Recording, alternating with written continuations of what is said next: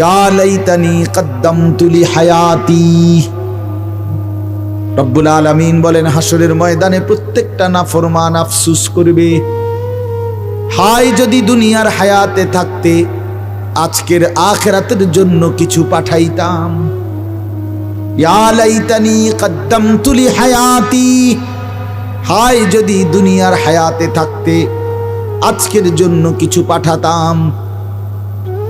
এরকম বলি ইয়া লাইতানি কুনতু মাআহুম ফাআফুযা ফাওজান আযীমা, হায় যদি আল্লাহর নেক বান্দাদের সঙ্গী হতাম তাইলে আজকে আমিও তো সফল হয়ে যেতাম।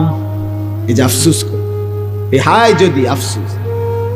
ইয়া লাইতানি লাম উতা কিতাবিয়া, হায় যদি আমার আমলনামা আজকে আমার হাতে না দিত।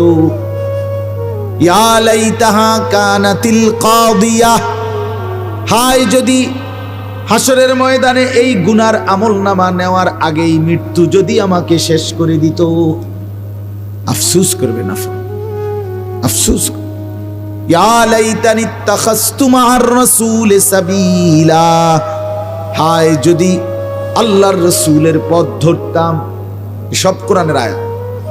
ইয়া লাইতানি লাম আত্তাখিজ ফুলানান খলিলা, হায় যদি অসৎ দুষ্ট মন্দ লোককে বন্ধু না বানাইতাম।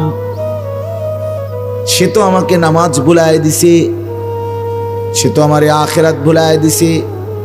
লক্ষ লক্ষ যুবক যুবতী ছেলে মেয়ে বরবাদির মূল কারণ অসৎ বন্ধু, অসৎ সঙ্গ, সমবয়সী দুষ্ট কিছু অসভ্য জঙ্গলি এদের সাথে মিশে চলে 6 মাসের মধ্যেই ছেলেটা একটা ভালো ভদ্র সভ্য ফ্যামিলির ছেলে ছিল, হয়তো এখন কিছু অসৎ সঙ্গী পেয়ে 6 মাস পরে দেখা যায় মদ খায়, নেশা করে, গাঁজা খেলে, খায়, জুয়া খেলে, নারীর আড্ডায়, জিনা ব্যভিচারের আড্ডায় পড়ে আছে।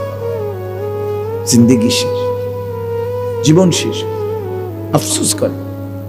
এজন্য হাসরের ময়দানে এই নাফরমানরা আফসোস করে, ইয়া লাইতানি লাম উশরিক বিরাব্বি আহাদা, হায় যদি আল্লাহর সাথে শরীক না করতাম।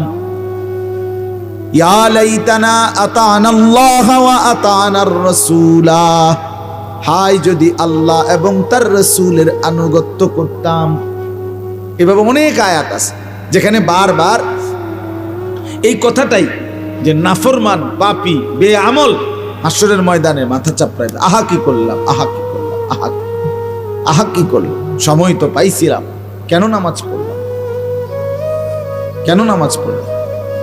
হাত্তা ইদা জাআ আহাদাহুমুল মাউত ক্বালা রাব্বিরজিউন, আল্লাহ বলে প্রতিটা পাপী নাফরমান মৃত্যুর মুখোমুখি যখন মালাকুল মউত আজরাইল এসে দাঁড়াবে, প্রত্যেকটা নাফরমান আল্লাহকে বলবে রব্বিরজিউন, আল্লাহ কিছুটা সময়ের জন্য আবার দুনিয়ায় ফেরত দেন।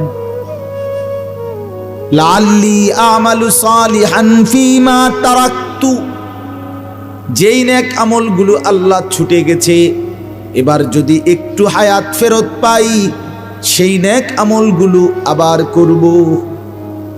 আল্লাহ বলবেন কাল্লা, না না কখনোই না। ইন্নাহা কালিমাতুন হুয়া কাইলুহা, আল্লাহ বলবে নাফরমান এটা তোর শুধুই কেবল কথার কথা, তুই মিথ্যাবাদী। ইতিপূর্বে দুনিয়ার হায়াতে বহু বিপদ মুসিবত, অ্যাক্সিডেন্ট, পেরেশানি, রোগ শোকে যখন পেরেশানির মধ্যে ছিলে বান্দা, আমি আল্লাহকে তখন বারবার ডেকেছিলি। যখন আমি বিপদ মুক্ত করে দিলাম, রোগ থেকে সুস্থ করে দিলাম, সাথে সাথে আমি আল্লাহকে ভুলে গিয়েছিলি। আমি জানি আমি ওয়ারাইহিম বারযাখুন ইলা ইয়াউমি ইউবাসুন। আল্লাহ বলে অতএব নাফরমান আজকে আর পিছন দিকে দুনিয়ায় না, বরং সামনের দিকে হাসরের ময়দানে পৌঁছানো পর্যন্ত কবরের জিন্দেগিতেই পড়ে থাক, যা পড়ে থাক।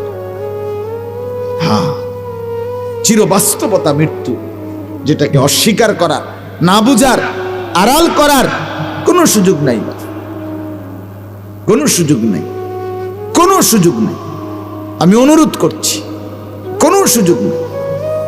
আপনি যদি বুঝেন তাইলেও মরে যাবেন, আপনি যদি না বুঝেন তাইলেও মরে যাবেন।